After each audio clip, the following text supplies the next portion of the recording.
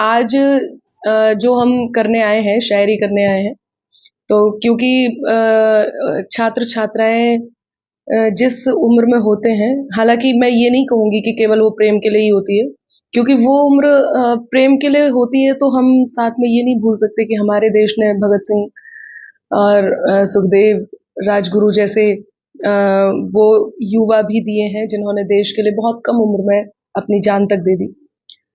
उसके बाद भी कुछ चीजें ऐसी हैं जो गीत के माध्यम से लोगों तक पहुंचाई हैं। मैंने राष्ट्रभक्ति, प्रेम भी गीत लोगों तक पहुंचाया है। दो गीत जिन्होंने कहीं राजनीति से निकल करके एक पहचान ही अलग बना दी। लोगों को लगता है कि अनामिका श्रृंगार की कवित्री है और श्रृंगार करते करते अचानक से राजनीति में कहाँ चली गई। तो मैं पहले तो ये भ्रम दूर कर दूं कि ये राजनीति से ज्यादा यदि इसको ऐसे माना जाए कि देश के लिए आवश्यक क्या है, और वही मैंने इस गीत के माध्यम से लोगों तक पहुंचाया है।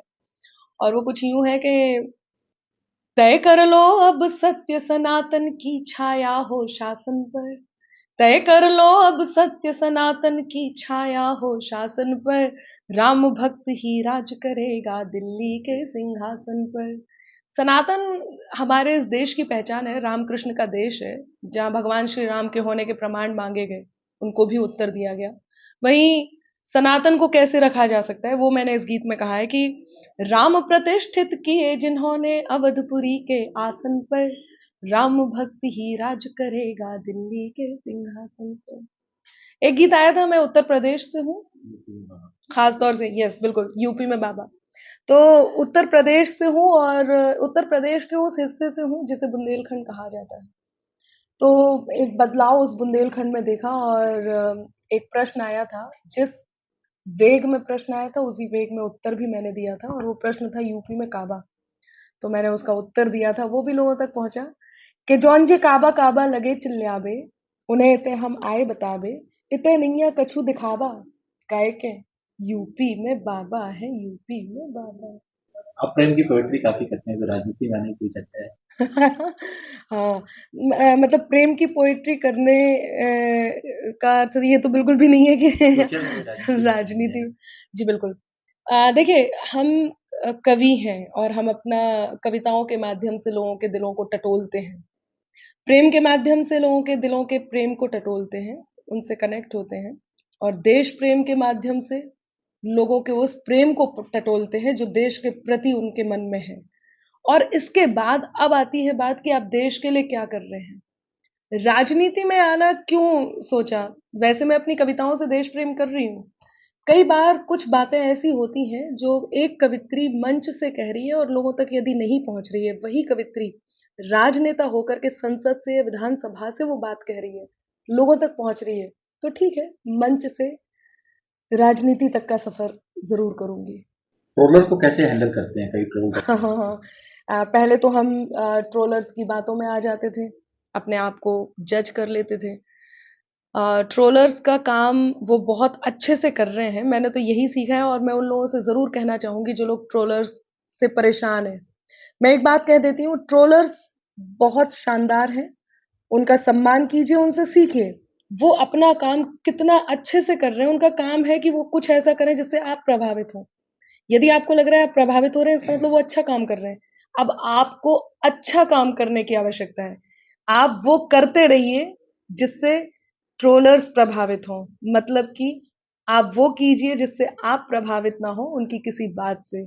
आप अपना अच्छा सा करते रहिए, ट्रोलर्स अपना अच्छे से करते रहेंगे। और एक मंत्र याद रखिए, ओम इग्नोराय नमः, और करते रहिए। यूपी में तो आपने बता दिया बाबा, हाँ। बिहार में भी बता दीजिए। हाँ बड़ा। देखिए, बिल्कुल आपकी बात ये सही है। मैंने उत्तर प्रदेश में बताया, यूपी में बाबा। बिहार में, बिहार की जनता बहुत समझदार है, उसे पता है कि सत्य सनातन को किस तरह से संभाल के रखना है। और मैंने तो पहले ही कह दिया है कि तय कर लो अब सत्य सनातन की छाया हो शासन पर, राम भक्त ही राज करेगा। तो मुझे लगता है कि बिहार में भी राम भक्त ही राज करेगा। वो राम भक्त कौन है, ये जनता तय करेगी। आप बिंदास बोलती हैं, आपको डर नहीं लगता? जी बिल्कुल, डर तो बिल्कुल भी नहीं लगता, क्योंकि बिंदास बोलने का अर्थ मैं ऐसे निकालती हूँ कि अपने देश के लिए, अपनी भावनाओं के लिए, अपने लिए आप जो बोल रहे हैं वो कितना सॉलिड है। कुछ लोग कहते हैं निष्पक्ष रहिए। निष्पक्ष का अर्थ है आप ना पक्ष में है ना विपक्ष में है, और मुझे ऐसे लगता है जो सबका होता है वो किसी का नहीं होता। निष्पक्ष का अर्थ है आपका खुद का कोई आधार नहीं है, आप आधार विहीन है। मेरा आधार है, और वो आधार है अपने देश के प्रति जो भी करना है, जितनी भी कविताएं करनी है, अपने समाज के लिए जो भी करना है वो जरूर कीजिए।